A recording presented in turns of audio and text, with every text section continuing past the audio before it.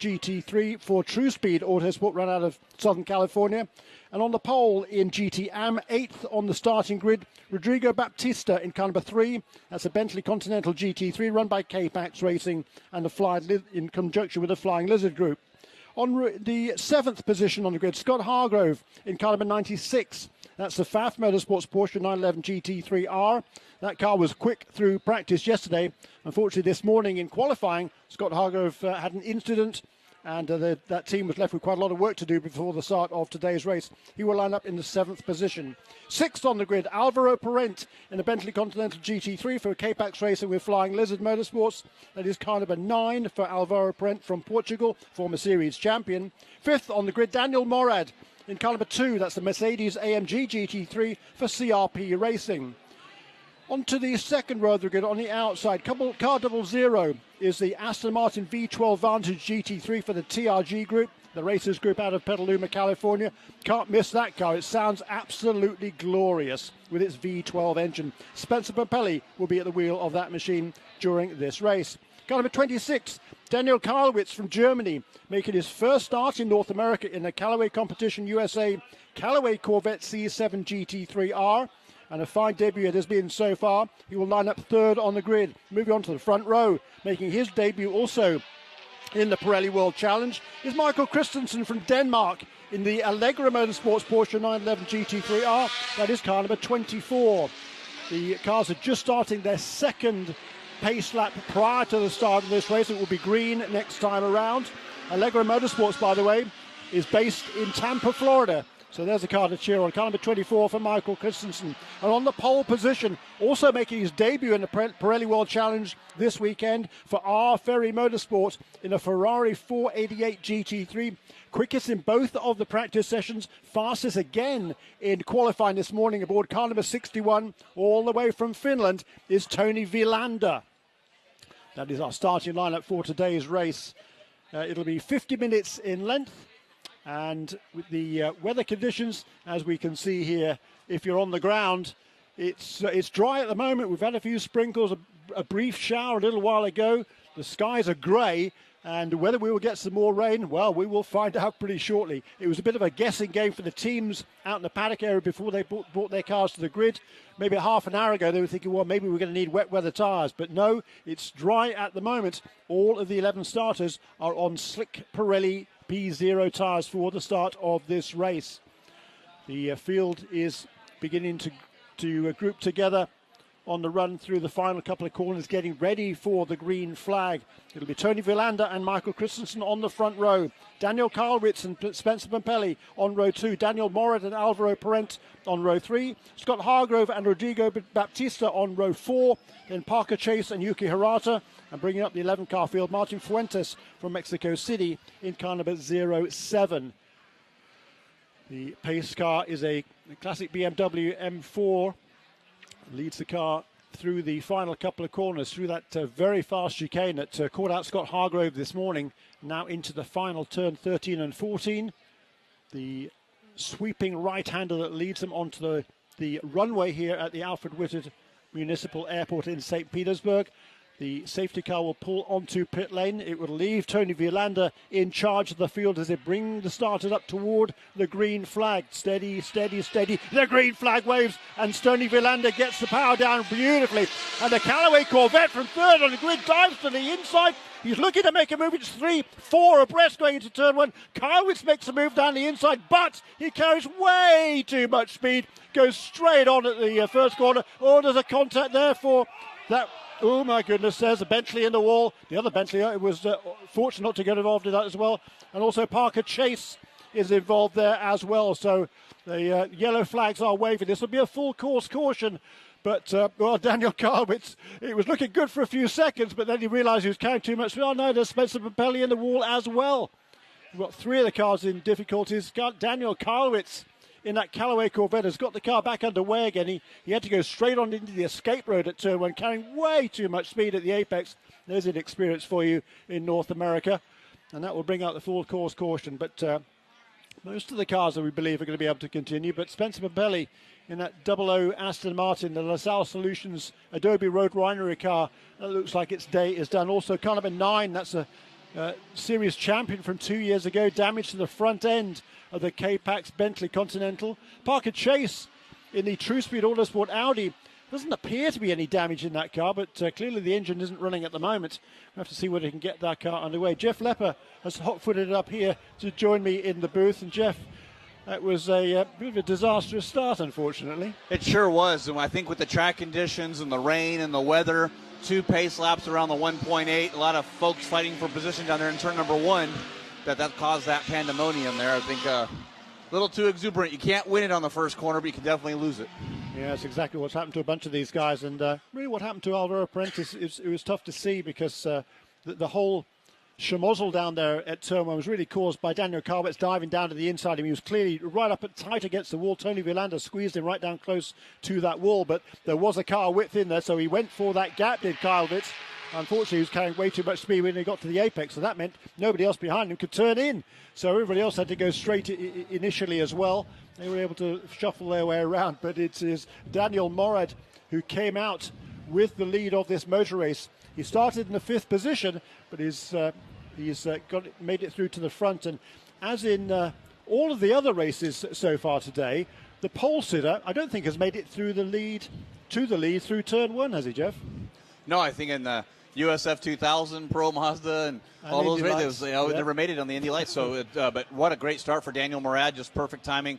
And how about Martin Fuentes at number 07 Hublot Ferrari up into 5th overall, first in our AM category. I think with a lot of the chaos there. Not sure what happened with the Aston Martin.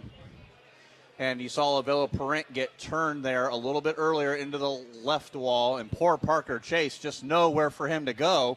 Had to try to avoid the Bentley coming across his nose. He sort of just nosed it in the wall, but quite possibly popped that car out of gear. And once that happens, you have to pull the car back into neutral, do a full reset on all the computers on these cars, get that car refired again, and try to get going. Unfortunately, Parker Chase loses a lap. Yeah, has he even got going at all yet? I haven't seen that car come around, I don't think. So right now we're missing 3 of the 11 starters. That's not a good way to start this race, but there's certainly going to be some quick guys here going to be working their way up the order, including Daniel Karwitz. He's going to take the restart at the back of the field in the 7th position, 8th position, but he's certainly got a fast car. We've seen that, and if he can be a little bit more patient once we get back to green flag racing, maybe he can work his way through toward the front of the field. That's certainly his intention. Got a lot of success in Germany and in Europe in general, has Daniel Karwitz, particularly in the ADAC Masters Championship. He's finished in the top 3 in 5 of the last 6 years. He's also a former winner of the FIA GT3 Championship as well. So a lot of experience, just not experience here or in North America, number 1, and number 2 on a temporary circuit where, as we're watching the field coming through turn 1, you can see those painted lines at the end of that runway 7 here at the Alfred Whittard Municipal Airport. And those painted lines, particularly with that little bit of moisture we had earlier on, maybe about an hour before the start of this race, during IndyCar qualifying, in fact, makes it really, really slippery. Daniel Karwitz found out that to his cost. That's Parker Chase, unfortunately, holding his left arm down a little bit, and you have to be prepared on that steering wheel with the way the wheels are really molded around your fingers. If you have the wheel turned or cocked a little bit when you go into the wall, it can snap that wheel. It looks like his left arm might have got a little bit of a force or left hand there, so hopefully he'll be okay, but he looks like he is out of his car, so we will not see the youngster in the Audi R8. 17 years old, just turned 17 here a few days ago in that Audi R8. No fault of his own, just trying to avoid an incident, and unfortunately it puts him out of the race. Daniel Morad first. Go back to second. Scott Hargrove had a big incident in that car in the qualifying session. Took the right front off that Porsche. They had some damage to the bodywork. All brand new components on the right front. Steering rack, A-arms, upper arms, upright, brake rotor, brake caliper, wheels, all replaced on Scott Hargrove's car. That FAF Automotive team doing a great job to get him back underway, sitting in P2, and Vilander there back in third. Yeah, he was able to salvage the position there, third place there for Tony Villander, our pole sitter. He was one of the guys that was just unable to turn into turn 1 because the Callaway Corvette was in his path. So he had to wait for Karwitz to scoot on through, and once he was passed and down the escape road, then Tony Villander was able to turn into the corner. But by that time, a couple of cars had got past him. He was perhaps lucky not to get some involved in any contact there as well. And as we saw at Circuit of the Americas a little while, we'll have to wait and see if Kyle Witzel's going to any further penalties at all of that. You may not make contact, but if you cause an incident, even if there is no contact, there still could be penalties to happen. So we'll have to wait and see what happens if the race officials, Brian Till, Peter Roberts, Brian Hughes, determine if that was a over driving, so to speak, maybe an exuberant move there going to the inside like that. And we'll have to wait and see if there's going to be any further penalties. Not sure what happened with Spencer Pompelli. That's a little bit later on where he is stopped. So not sure if there was some damage earlier from the contact with the Bentley and Parker Chase. Yeah, one assumes that to be the case. Certainly Daniel Karwitz, he's pretty much penalised himself, hasn't he, going to the back of the field. I don't think he was really involved in the other three cars getting together. That was sort of later in the corner, because by that stage he was already halfway to Clearwater down the escape road there. But what it did cause, of course, was a big mess behind him. All these cars shuffling position, and they were much closer than they really needed to be as they headed into turn 2. It funnels down there the racetrack in turn 2. We've seen a lot of incidents there in the past. Unfortunately, another one to start this race as well. So still under caution. But still plenty of time to go in this race. Still got well over 40 minutes. We'll take a bit of a breather and get ready for the restart once they've got those cars out of harm's way. I want to give a huge thank you to our Pirelli World Challenge safety crew. They had the Chevrolet right behind the full field there, going behind them to pull down and make sure that if something was to happen on the first lap, they could be right on scene. And they were handling those two vehicles there on the exit of turn number 1. So getting that done there. And it's one of those things that's better to have it and not need it than it is to need it and not have it. So we really appreciate them being there to do that. Very true. And a big thank you also to all the corner workers and the marshals here and the volunteers, without whom this Grand Prix of St. Petersburg wouldn't take place.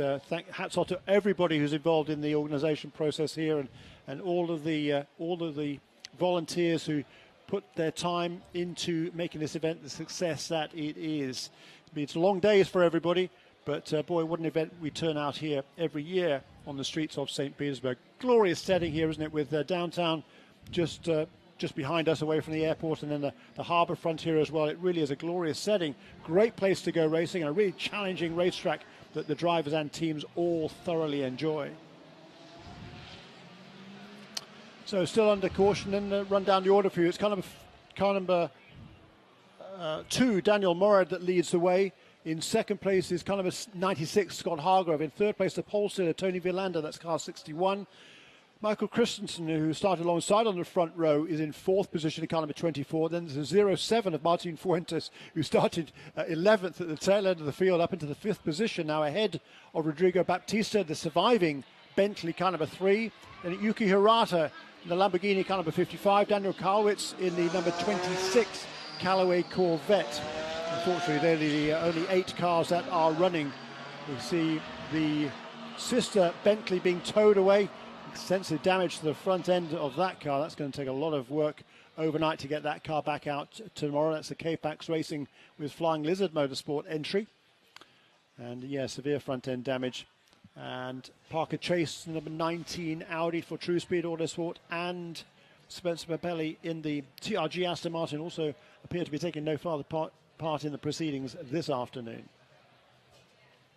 That K-Pax Racing team, Jim Huey, team owner there, I know that team has enough parts and pieces to get that Bentley back underway, assuming there's no chassis damage to that. And I know we want to try to get as many points. There's still a race tomorrow for these these gentlemen here in the GT category, so they're going to want to try to get these cars fixed up and back underway as quickly as possible. No practices or anything tomorrow, so that's going to be a fresh car having being rebuilt overnight. You feel for the crews, that's the worst part. But especially in our GT4 race coming up next with GTS category and those GT4 homologated cars, we got 28 of those cars, so a little bit more pandemonium. Hopefully not, but with 28 cars in that category, and they race first thing in the morning tomorrow. So not first thing, obviously there's a couple of support races before that, but that's not a lot of turnaround time if they have a problem. So I know a lot of these teams, the unsung heroes all throughout here are all these team members and these crews that prep and maintain these cars. Usually the driver gets the glory, but you got to give all the prep work and all the maintenance and everything that gets done to these cars to these teams. And it looks like a few of these in our GT category working a late night tonight. Yeah, it does. Not exactly the way they didn't want to start this season, that's for sure. They want to get through clean here because they've got another couple of races just in 2 weeks' time at Circuit of Americas over in Texas. So to leave here with damage and then have to repair the cars again for 2 weeks' time isn't good. And even worse than that, they've got to repair the cars again for tomorrow. Let's have a look at the restart, a replay of the start once again. And you can see Daniel Karwitz, he's trying to be ushered over towards the wall by Tony Villander, but he just left his braking too late. Actually, Villander left his braking a little bit too late as well. That enabled Daniel Morad to get the car wound up at the apex of the corner and take the lead as they went through turn one. And then in the battle for 4th, 5th and 6th behind them, a whole big mess there in turn 2 as well. Damage to 3 cars. Spencer Pompelli, you see right front damage to his car. It looks like he was on the inside of Alvaro Parent. Not sure what was the cause of his issue or not. Looks like he's say hi to Spencer. I know that's tough for Spencer Pompelli there in that racers group, LaSalle Solutions, Aston Martin V12. And if you weren't around for qualifying or any of the action yesterday, the sound that comes out of that Aston Martin and that V12, truly glorious coming down the front stretch here. We got flat 6 in the Porsche, the V8, the twin turbocharged V8, the V10 in the Audis, and the 12-cylinder in the Aston Martin. Really get a pick your poison on what kind of cars you like here in the Pirelli World Challenge, all the different makes and manufacturers that we have. Getting word that the 1.9 of Parker Chase in that Performance Motorsports Group Audi R8 LMS is trying to get that car back down on pit lane. They can hook it back up, get all the computers reset, put that youngster back in the car, and he can at least try to go out. The way that the point structure works, too, if you can complete half of the laps of the overall race leader, you get scored for points. So 4 AM cars here this weekend, he can still salvage 4th place points, assuming nothing else happens with the 3 drivers that are still there, Martin Fuentes, Rodrigo Baptista, and Yuki Hirata in the Lamborghini. If they don't have any problems, there's still a good chance that Parker might even get a podium out of this if that can get that car back to their pit area and get all the computers reset on that car. Yeah, and what a disappointment there for Spencer Pompelli, a former winner here on the streets of St. Petersburg a couple of years ago in the GTS division, driving a Ford Mustang on that occasion. But this time he doesn't get beyond the he made as far as the 3rd corner, I suppose, but clearly that car damaged to the right front suspension, or presumably to the toe link to the suspension arm, to the steering arm, and unable to have any steering input. And at the end of that car's day, there's another replay again of this incident. All the cars, Spencer Pompelli got kind of squeezed wide there, and he and Alvaro Parent just made contact there right on the exit of turn, right up against that wall on the left-hand side of the racetrack. It's kind of an unusual incident to take place there, and most unfortunate, both of those two. And for Parker Chase, nowhere to go either, just kind of trapped on the outside line. Yeah, and you saw, I don't think Spencer was really at fault there. He was just wrong place at the wrong time. Got into kind of the pit maneuver there for Alvaro Parent, so left side damage, and then the right side damage when he came across the track with really no steering, no brakes. I'm sure there's a lot of damage to the left front wheel already on that car. But Daniel Morad, really the deal in this program with that De Vilbius Mercedes from CRP Racing came together last week. It was only announced this week that he would be the driver in that car, and the success that he had behind the wheel with Ryan Dial at VIR, holding off 2017 Pirelli World Challenge overall GT champ Pat Long lap after lap during his stint, and then ultimately giving the car over to Ryan Dial and then clinching their first win in the debut of race number 2 at Virginia International Raceway, I think solidified his ride in that car for this season, and really glad to have him behind the wheel. We're hoping for the announcement on who was going to be his co-driver here in the Sprint X category coming up in 2 weeks at Circuit of the Americas. So trying to get that out of Nick Short is sort of like pulling teeth. It might be one of those. We'll have to wait and see what happens when we're on track at Austin. That's right. And Daniel Morad also, he started off the season and his career in the Pirelli World Challenge with that win in race 2 at VIR. Ended the season last year with a win at Circuit of the Americas as well. So bookended that season for him in the Sprint X with a victory. And so he comes into this season, very much on a roll. Qualifying didn't go the way he wanted, certainly, down in the 5th position, but he was only just about a half a second off the ultimate pace set by Tony Villander. So, that's not a bad effort at all. And now he finds himself in the lead of this race as a result of that schmozzle down in turn 1 and 2. And with that team, CRP Racing, stalwart here in the Pirelli World Challenge, they've been around for about I think, 10 or 11 years now, straight through in Pirelli World Challenge. Ran Corvettes for a little while, and then the Nissan GTR here at St. Pete, and then moving into this Mercedes-Benz AMG, really doing superb job prepping that car, getting it ready here, and a lot of support from Hawk Performance throughout the years as well. So a lot of good stuff for Nick Short, and now Daniel Murad behind the wheel leading here right away. So good for that team and that driver. But Scott Hargrove, we talk about good stuff for teams with that Pfaff Automotive, no major engine change or gearbox changes in that car. He was still able to start from his qualifying position and stay away. And it kind of, the problems that you have qualifying 7th, you see an incident like we have down here in turn number 1, Jeremy, it sort of makes it more of a blessing than a heartache that you had during qualifying. Yeah, that's true, because you're able to just be, there's no point in being over-aggressive at the start when you're in that sort of a position. Just wait and pick up the pieces that come your way, and that's exactly certainly what Daniel Murad did, and various other contenders as well.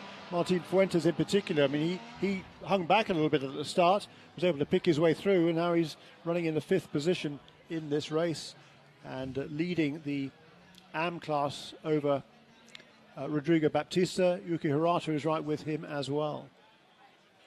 It's going to be quite a battle when we get back to green between those three, I think. Yuki Hirata, youngster from Japan, he was a downhill ski racer with some success. He was a multi-time Asian champion in downhill, but unfortunately won too many knee injuries a few years ago. That ended his skiing career, so he decided he needed to find a new passion.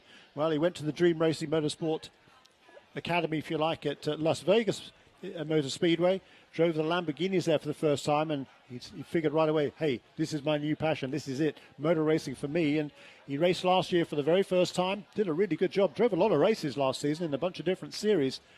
He's picked up a lot of experience along the way, and he started out this season pretty strong. It wasn't particularly strong in qualifying yesterday, but still learning this GT3 car, and he's expected to be a contender all the way through this year. Looking at the AM category, when we talk about Yuki, that Dream Racing, that's based out in Las Vegas Motor Speedway there. Come out and pick an exotic car. A little over, I think, 130 cars now you have a chance to choose from and drive out at the Las Vegas Motor Speedway, go through the whole school. And Yuki happened to take a trip to Las Vegas, and I believe his mother bought him that package to go out there and drive an exotic car on the track, and liked it so much and said, can I race with this? And they started coaching, brought him up, went to the GT Cup category last year, won the championship there. Now here into GTA category. Lights off, we're on our pace car as we're ready to go back to green, as Daniel Murad in that DeVilbiss Mercedes will lead the field here back to green with about 31 minutes still to go. So a lot of racing still to go here around the streets of St. Petersburg, Florida. And hopefully this time we can keep it clean. Daniel Murad there weaving around, trying to build some heat into those Pirelli P0 tires. The green flag is waving.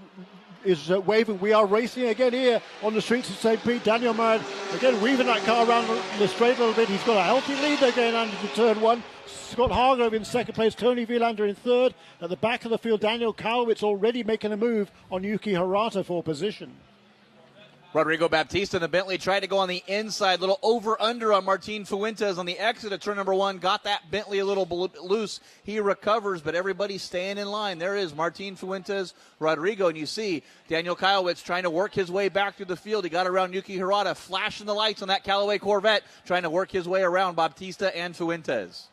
A lot of experience in Corvettes, in Callaway Corvettes in particular, for Daniel Kalwitz, so he knows these cars inside out. What he's not quite so familiar with is street circuits. Has raced on street circuits in the past, but certainly not as many races as he will encounter this year in the Pirelli World Challenge. So he's got to learn to be a little bit patient here this afternoon into turn 10. Not able to make a move there on Baptista. Still tucks back into line, flashing those lights furiously and still looking for a way past. In the meantime, out of turn 14 comes Daniel Murad in that orange DeVilbiss Mercedes with a goodly lead. He's extended that margin just a little bit over Scott Hargrove on this lap. Tony Villander settling into third place. Michael Christensen in fourth. Then a gap back to Martin Fuentes. And now Baptista under pressure from Dark Kalwitz, who looks to the inside under braking, side by side through turn 1. That's going to be dodgy.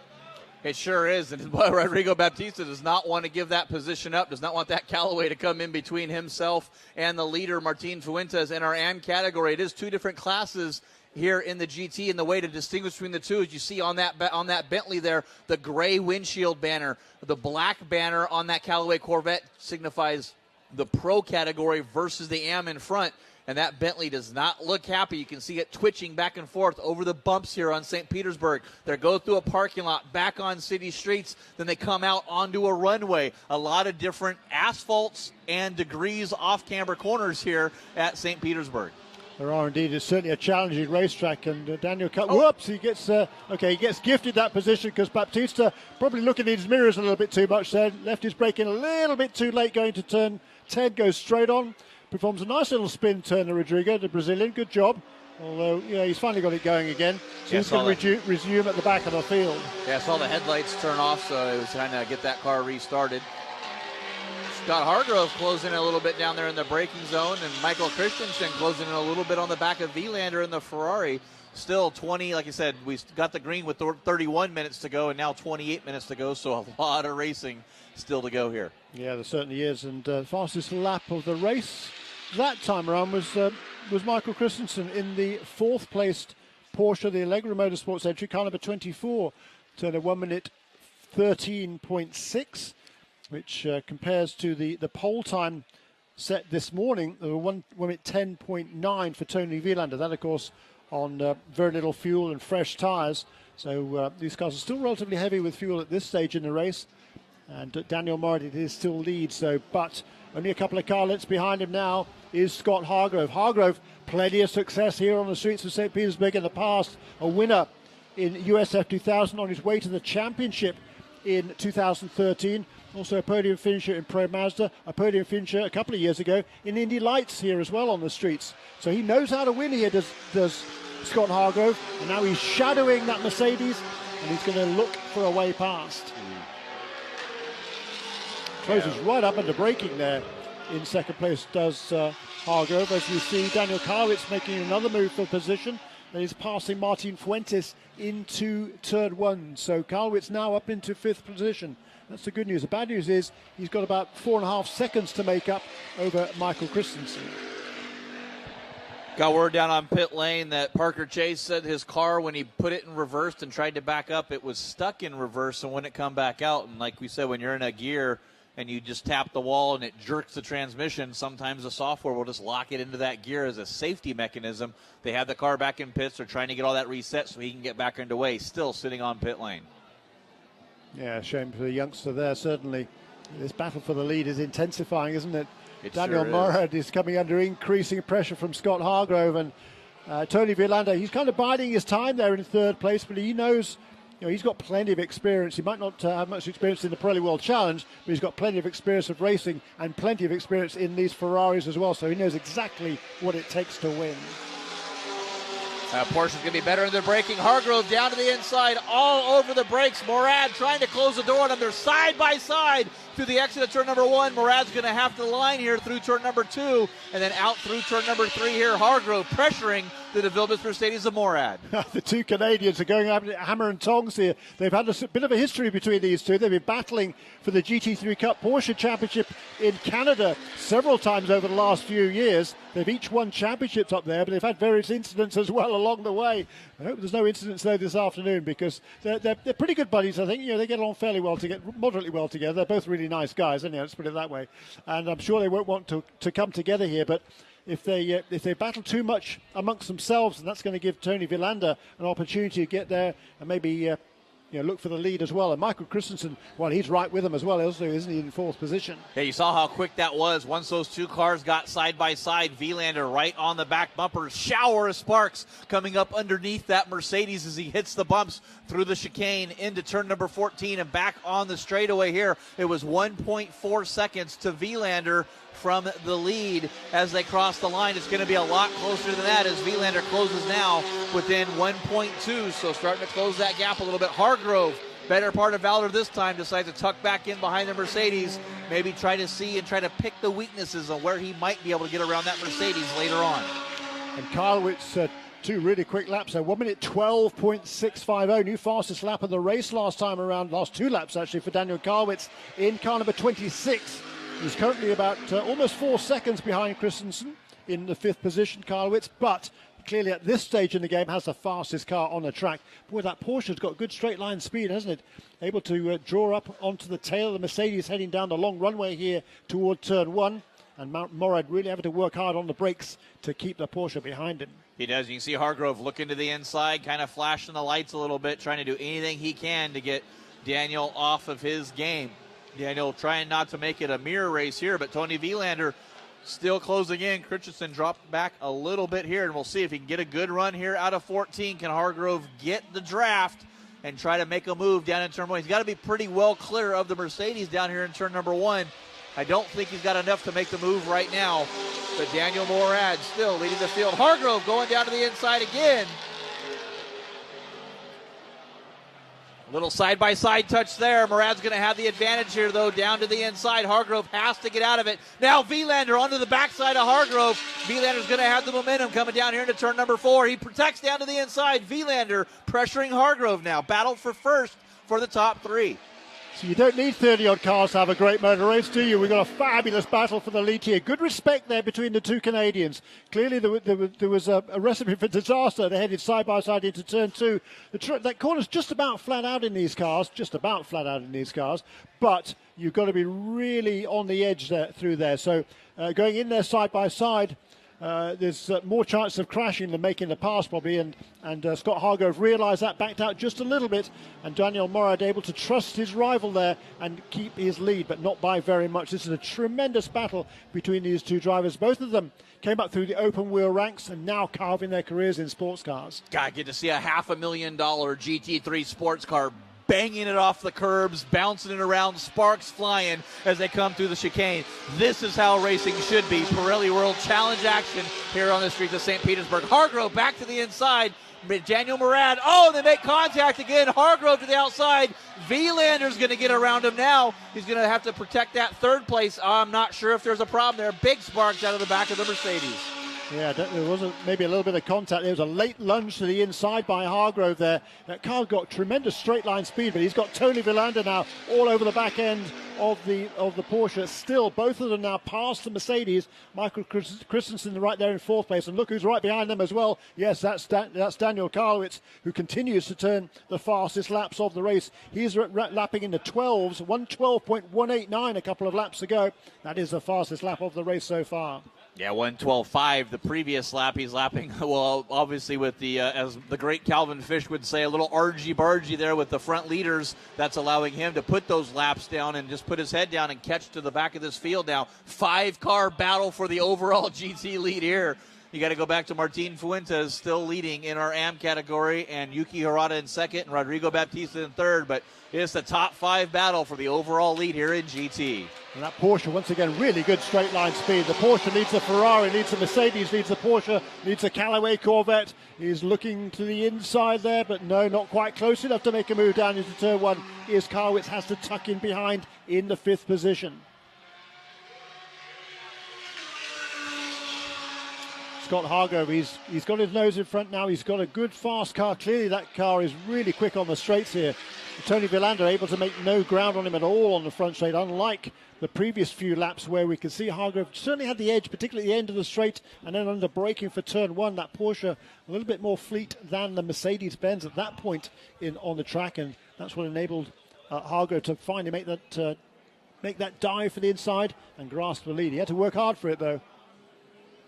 Sure does. Scott Hargrove trying to do what he can to stay in front of that R. Ferry Motorsports Ferrari 488. And Remo Ferri, if you're watching there, I know you're in Italy taking care of the team owner of R. Ferry Motorsports, watching Tony Vilander. Welcome back here to Pirelli World Challenge. Started the season last year, just had a couple of miserable races here at the beginning of the season, and took the rest of the year off to focus on this year. And Tony Vilander, fastest in all practices and qualifying, and sitting in 2nd right now. And here comes Karlowitz down to the inside. You see Christensen protect. Corvette goes back to the outside. Christensen back to the inside now. Can Karlowitz try to protect? A little bump there, let him know he's there, but he's going to make that move here, I think, sooner rather than later. These two have done quite a bit of racing together in Europe over the years, and Karlowitz, he was certainly looking to make that move to the inside, but Christensen said, oh, no, you don't. I'm going to defend that inside line down to turn 1, and that he's able to maintain that position. But what a battle this is between the Porsche and the Callaway Corvette. Watching Christensen there in that in-sync Allegra Motorsports team based here in Florida with that car. Winners of the 24 Hours of Daytona last season. Ironically enough, Daniel Morad, Michael Christensen, teammates in that car winning that race, and here they run third and fourth on the track. That's right. Scott Hargrove, he's just turned his best lap of the race so far. 1 minute 12.626 for a race leader in the Pfaff Motorsports, that Castrol liveried Porsche. Great looking car, isn't it? And in second place, so Tony Villander, he's been the pace setter all the way through this weekend so far. He was quickest in both practice sessions yesterday, fastest in qualifying this morning. But right now, it is Scott Hargrove who's stretching the legs of that Porsche and making a bit of a gap out front. In the meantime, there goes Garwitz to the inside. There's a bump between them in the middle of the apex of turn one. The Corvette is through. Yeah, you see the Callaway Corvette and the Porsche side-by-side contact. You see these exotic sports race cars door to door here in the streets of St. Pete. Kowitz up into that fourth place now. Christensen back to fifth. See if he can recover. Just not quite up to the speed with the leaders is Christensen so far on the streets here. That team, though, we know they can make it happen. Kowitz now recovering, starting back in the 8th position on that restart. Up to 4th now. We'll see if he can run down Daniel Morad a little bit as a top 3, starting to get about a 10-car width gap between the 3 of them. You've got to love the sound of that rumbling Chevrolet V8, haven't you? And Daniel Kowitz has got the hammer down. He's made that pass for position, and now he's going to chase after that leading trio. I'm sure it won't be long before he's right with them as well. But in the lead of the race, it is still Scott Hargrove, who's must have made a mistake on that lap, because all of a sudden, Tony Villander is an awful lot closer as they come past the line. Hargrove leads now by about half a second. He pulled in about 0.8 of a second on that last lap. I don't know where, but I think Hargrove must have made a mistake somewhere. And Tony Villander now is right with the race leader, first and second, threading the needle through turn 2 and 3 onto that bumpy straightaway towards turn 4. Scott Hargrove able to maintain his racing line, not having to defend a position there, but he's certainly under increasing pressure from Tony Villander.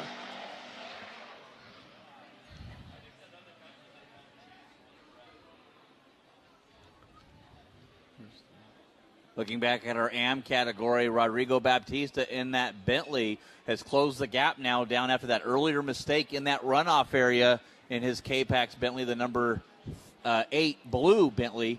6 seconds now behind Yuki Hirata for that second place. It still is Martin Fuentes, has about a 7-second lead over second place in that Lamborghini, but Rodrigo Baptista lapping about a half a second quicker than the 2 leaders in our AM category, trying to recover after that earlier mistake and working his way up. But here is Villander. You can see the gap now.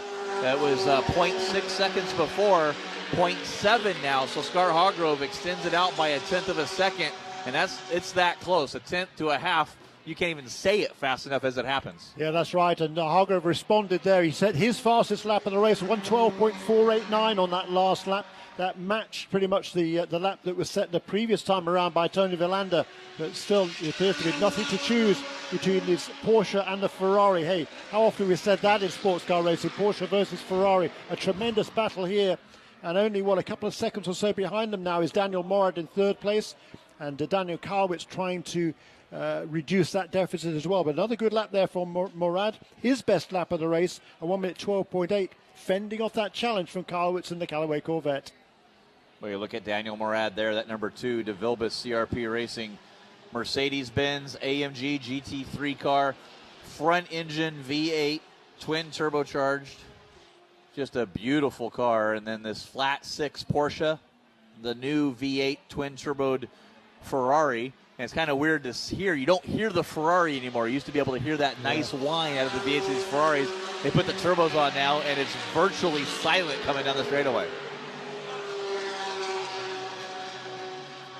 It is, and Kowitz, having got past Michael Christensen now, is pulling away pretty rapidly. Pulled away about half a second on Christensen that last lap, and he reduced the deficit to Morad by about the same amount. So that Callaway Corvette really is very, very fast indeed. He's just 3 or 4 car lengths behind him as they head through that turn 4-5 complex.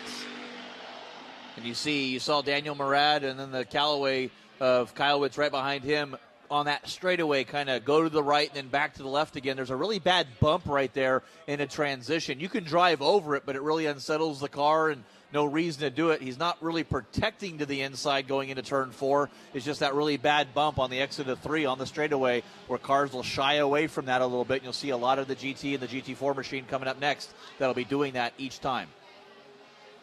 Already lapping at record pace here, record race pace. The previous race lap record was set a couple of years ago by Nick Katzberg in a Lamborghini Gallardo, who won 13.1. Well, all but one of the cars have lapped faster than that during this race. The lead now for Scott Hargrove extended a little bit on that lap over Tony Villander. A gap of about 2.5 seconds back to Morad in third place, and Daniel Karwitz less than half a second behind that Mercedes in fourth with that Callaway Corvette. Wow, you can see the spark shooting off the sides of Daniel Morad's Mercedes every bump that he hits with the ride height on that Mercedes. They got some steel planks on the bottom edges of the car to protect the bodywork, and that's the sparks you see. No harm, no foul there. I think they might want to try to just maybe adjust the ride height a little bit up, but these are set ride heights, what you're allowed to run, so it's kind of hard to adjust what you can. You can always raise the car above the minimums, but you want to try to run as close to the minimum as you can. Got word from pit lane, nothing wrong with the car, just hitting those stops in the metal as he goes over the bumps. That's certainly good news, and the pace at the front here is really tight, really fast. Daniel Karwitz has set the fastest lap of the race, 1 minute 12.189, a new lap record. But the last 2 laps by Scott Hargrove have both been a 1 minute 12.2. He comes across the line here again on this next lap. It's faster again. It's a new lap record for our race leader, Scott Hargrove, a 1 minute 12.059. He extends his lead over Tony Villander. It's now pretty close to 2 seconds. In the meantime, the battle for third rages on. Daniel Morad holding on just ahead of Daniel Karwitz. And still, he protected that inside groove a little bit down the straightaway, but Karwitz was perfectly great to stay right behind him as our AM battle heats up coming down the straightaway here. You see Yuki Hirata in his Lamborghini. Rodrigo Baptista has closed that 6-second gap right behind the Lamborghini, but we're still watching this third-place battle overall with Daniel Morad and Daniel Karwitz. The battle of the Daniels. Who's it going to be here? Is that Callaway Corvette looking down to the inside, kind of breathing the nose a little bit. You got to think he has the power on the straightaway, Jeremy. If he can stay with that, these cars are kind of aero-dependent. You get the nose and the air off that splitter. It kind of helps the handling. But if he can stay right there, he's going to get that draft down the straightaway and make that move into turn 1. Yeah, that's what Daniel Morad has got to really concentrate on, getting a good exit to turn 13 and 14 onto the straight. He did that lap, and they seem to be pretty closely matched as they head across start-finish line. But now I think the Corvette is going to come into its own. They head into the braking area, and Morad kind of feints toward the halfway across the racetrack to dissuade Karwitz from making a move, but they're now almost side by side into turn 2. Karwitz very sensibly there, backed off. Discretion, very much the better part of valor. Yeah, and Daniel Morad got in there a little too late. You saw him go a little bit wide. He came back to shut the door, kind of hurt that momentum of the Corvette a little bit. I think Daniel Karwitz saw that come and got out of it to recover. Just 2 top-notch pro drivers here racing around for that third place in the GT category. Yeah, he's made his mistakes early in the race as Karwitz. He wants to make sure he doesn't make another one. He wants to bring that car home. If he can get a podium, great. There's still 10 minutes remaining in this race, so plenty of time yet to be another 8 or 9 laps in this race. So he's going to have some opportunities to make that pass, but he's got to work hard for it, that's for sure.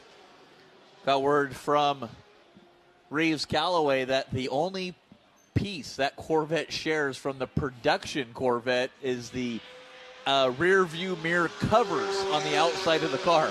So it is a real purpose-built GT3 car from Callaway Production Corvette Race Car GT3.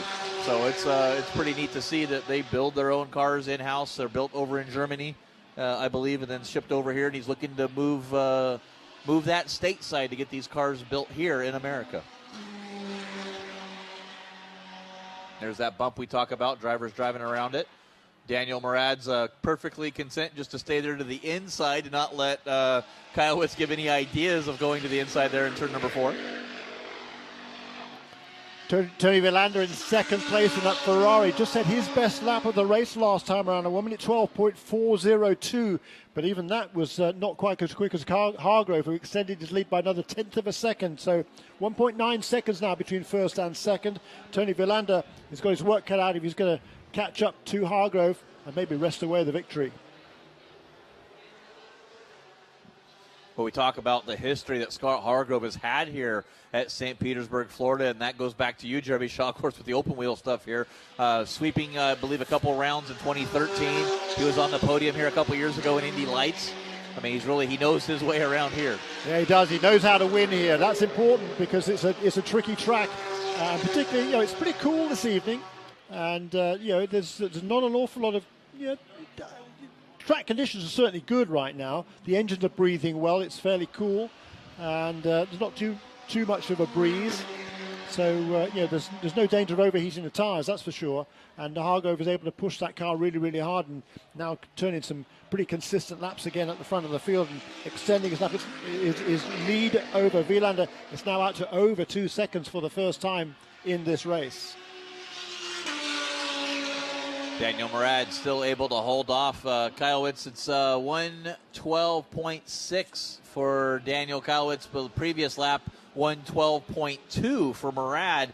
But like you said, the 0.4 of a second, you can just see that's the gap right there. He's got a little tiny bit of breathing room now, and I'm not sure if maybe Daniel Kylewicz could be saving something for the end here. Just a little less than 8 minutes to go in this race, or did he use up that car a little bit trying to work his way back through the field to get to where he needed to be? Yeah, good point. Certainly Murad, though, is really stepping up to the plate here. That was his best lap on the last lap. That 1 minute 12.2. He comes across the line now. It's 1 minute 12.6. A couple of tenths quicker there, Kylewicz, on that lap, but not able to make an appreciable gain towards making that third position his own. It's currently in the hands of Daniel Murad, but Daniel Kylewicz hasn't given up yet. So he almost has the probably 2/3 of the length of that straight from turns 3 to 4 now between the 4th and 5th place cars. Michael Christensen, having made a great run in qualifying to start on the front row, was challenging for the lead in the early stages, but now he seems to be slipping back in that 5th position. Martin Fuentes pretty much out on his own in the lead of the AM category in 6th position in that Hublot Ferrari, car number 07. Rodrigo Baptista, though, he's doing his best to close in. He was about half a second faster on that last lap than Fuentes, but Baptista in 7th in the Bentley. He's got a deficit of about 11 seconds to make up, and with only 6.5 minutes remaining in this race, that's going to be a pretty tall order. And a good lap there from Hargrove, 1 minute 12.3, another couple of tenths of a second he pulls out over the veteran Tony Villander. Well, and Daniel Murad has done a great job of not placing that Mercedes in harm's way there through turn number 1. He's given drivers the room each and every time somebody's looked to the inside. That time he knew that he didn't have a good run, was able to close the door. But good heads-up driving, keeping it clean is Murad in that De Villiers Mercedes, doing a superb job holding off Daniel Kylewicz here in that Callaway Corvette as they come down through turn number 5 and 6 onto the back section of the course here through the soccer stadium area.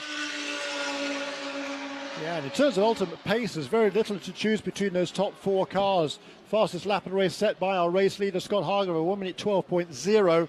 And 1 minute 12.1 for Kylewicz, 1:12.2 for Murad. The best of Tony Villander, the pole sitter, could manage a 1:12.4. A little bit surprising, having had the legs of everybody in each of the sessions prior to the race. Scott Hargrove doing a good job here as Murad go down to the inside. And that's the biggest gap that Daniel's had coming down the straightaway now. Man, I got to think that something's going on with that Corvette to where it might have just been used up just a little bit here, overworked that car, or himself trying to catch up to Murad in the field here and made a shot for that third and final podium spot. But to get out of a street circuit really unscathed, I think, for him. I don't think he's got any damage or any contact, but then to get up there and be in 4th place, not a bad result. But Scott Hargrove, that Castro Pfaff Automotive Porsche 911 GT3R, kind of taking the reins here over from the Wright Motorsports team is the Porsche contingent with Allegra Motorsports now as well here in Pirelli World Challenge. So leading that, and a great shot with that Hublot Ferrari. Martin Fuentes, your 2016 Pirelli World Challenge GTA champion, returning here in that 488 GT3, leading over Rodrigo Baptista and Yuki Hirata in the Lamborghini. Yeah, and Martin Fuentes, he's already gained a new lap record for GTA. That stood to Alec Udell last year, who this race was classified as an AM. The next race he wasn't. He became a pro shortly thereafter.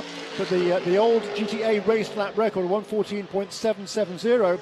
Martin Fuentes' best lap in this race is a 112.832, fractionally quicker than Rodrigo Baptista in the Bentley. Those are really good laps. Yeah, tattooing that lap record over 2 seconds. Correct? Absolutely. I mean, they are quicker than the outright GT lap record coming into this weekend. And that tells you a lot about the technology, this Pirelli P0 tire race like and what they use to develop this tire worldwide. All the global GT cars that are on Pirelli rubber all run this same Pirelli P0 tire. So the Pirelli engineers able to look at all the data and all the engineering into these cars and these tires and develop this global tire now. And that really shows how fast these cars are becoming, where each and every racetrack we go to, we're setting lap records after lap records, qualifying records, race records. It's really a great time to be a GT fan of sports cars here at Pirelli World Challenge. Certainly is. Less than 3 minutes to go now in this race for Scott Hargrove as he comes across the line one more time. A 1 minute 12.6 that time for our race leader. That time matched by Tony Villander in second place. A little bit of a gap back to the third and fourth place position. Daniel Karbit seems now to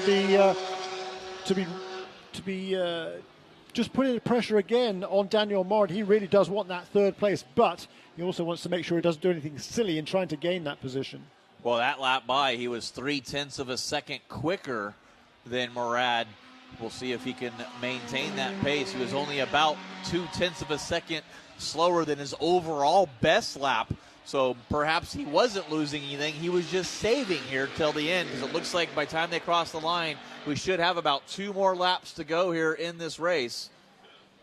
Don't think we'll get the white flag this time. It is timed races, so time does have to either expire before they cross the line again to get that white flag. If there's greater time than what the lap is, it'll be another lap, and then they'll get the white flag. Indeed so. I think that you're right. They will complete this lap, and it'll be the white flag next time around for our race leader, Scott Hargrove. What a performance this has been by the Canadian. Absolutely picture perfect for the 23-year-old. Lives now in Tsawwassen, British Columbia, in the Vancouver area. It's been an absolutely superb drive. He took advantage of the opportunity that was given to him. Having had that incident this morning, took the lead, and now is pulling away from Tony Villander in second place. Yeah, not a better way to reward that FAF Automotive crew than all the hard work they did. And I got a chance to go into that truck and see the work going on the car. And I kind of walked in. I looked at the car, saw maybe a dozen crew members in varying jobs doing different things. Scott Hargrove was vacuuming the inside of the car out. I mean, it was that they were that intense to get it done. I said, I don't think now's a good time to go ask how they're doing. So I kind of stepped back, and that was how it was right to the last minute to get that car ready. Yeah, I'm sure Scott, I didn't get a chance to see Scott after the qualifying incident this morning, but he would have been crushed by that. He would have been very disappointed in himself for making that mistake, causing all that damage to the car. And so I have no doubt you're right. He would have been in there in the trenches trying to making sure that car, doing whatever he could to help the mechanics prepare that car for the race. Well, 1 lap to go for Scott Hargrove in that Castrol FAF Porsche 911 GT3R. Tony Villander gets his final lap sitting in second. Daniel Morad in third, and Daniel Kylowitz fall back a little bit now into fourth as Michael Christensen crossed the line in fifth. I'm going to head down to pit lane. We'll talk to our winners. Close it out for us there, Jeremy Shaw. Thank you so much. Yeah, thanks very much, Jeff Lepper. We'll speak to you in a few minutes from Victory Circle. In the meantime, Scott Hargrove has about another mile and a bit to go as he's through turns 4, turn 5. Going to be very, very careful through here. He knows he's got a pretty handy advantage now. It's extended to over 3.5 seconds only over Tony Villander, who's clearly settled for second place this day. So Scott Hargrove has just got to bring it home. The top 4 cars pretty much evenly spaced at the moment, with Daniel Morad having pulled away from Daniel Karbit on that last couple of laps, and so he's not really under pressure at all for third place, but this afternoon, it's been all about Scott Hargrove, 23-year-old, a former champion in the USF 2000 Championship, and it's been an absolutely superb performance. He put a wheel wrong this morning, perhaps, but no hint of that this afternoon. And the checkered flags are waving. Scott Hargrove comes across the line to take the victory in the opening round of this year's Pirelli World Challenge. A tremendous debut victory, both for him and for Pfaff Motorsports. Tony Villander in second place. Daniel Maurer, the second of the Canadians, in third place. And in fourth is Daniel Kalwitz in a Callaway Corvette from Germany. And from Denmark, Michael Christensen takes the checkered flag in the fifth position for Allegra Motorsports. Waiting now for our AM winner to make his appearance. Martin Fuentes took full advantage of that incident on the first lap in that patriotically covered Mexican liveried flag colours on this car, and Martin Fuentes takes the checkered flag. He will come home with the victory, the champion 2 years ago in GTA, and he's got his 2018 season off to a perfect start with another victory here in GTA. Rodrigo Baptista brings across the Bentley Continental in second place, and in third will be Yuki Hirata from Japan in the Dream Motorsport Racing Lamborghini Huracan GT3. Our race leaders on the cool down lap now. Tony Villander, he gave Hargrove all he could manage and all he could handle in the middle portion of the race, but Scott Hargrove kept his cool. Looked like he might have made a mistake on one lap. All of a sudden, the gap that had been gradually extending was whittled down again to just a few car lengths. But Hargrove kept his composure, put his head down, and just turned a series of really, really fast laps. And that's what it enabled him to come home with an absolutely superb victory here this afternoon. And what a tremendous way to start the season, and what a great way to repay all the hard work that Pfaff Motorsports team has done over the 6 hours since qualifying earlier on this morning. He was fast yesterday, Hargrove. He was second in each of the practice sessions, making his presence felt and taking advantage of all the track time he's had here in St. Petersburg in the past. And he'll bring that car onto the pit lane now and head towards Victory Circle. And Jeff Lepper will be down there to accept him and hand out all the victory laurels. A tremendous drive. It really was impressive. To come under the sort of pressure he was from the veteran that is Tony Villander says a lot for Scott Hargrove. He might only be... he's still young, isn't he, Scott Hargrove? He's just 23 years of age, but he drove like a veteran today. Let's run down the order then. The top 10. Scott Hargrove comes home with a victory. In second place, Tony Villander. Daniel Morad in third place for Mercedes. The Callaway Corvette of Daniel Kalwitz in fourth, ahead of Michael Christensen in the Porsche. Then the Ferrari of Martin Fuentes, the GTA winner, ahead of Rodrigo Baptista in the Bentley. Yuki Hirata in the Lamborghini rounds out the field of finishers. Not taking the checkered flag. Spencer Pompelli in the Aston Martin. Alvaro Parent in the second of the K-Pax Flying Lizard Bentleys. And also Parker Chase in the True Speed Autosport Audi, unable to complete even the first lap of this race. But it's they'll have another opportunity tomorrow. Hopefully they can get all those cars fixed and be out on the grid for tomorrow's race. That'll be one to watch tomorrow afternoon. There's going to be plenty more action.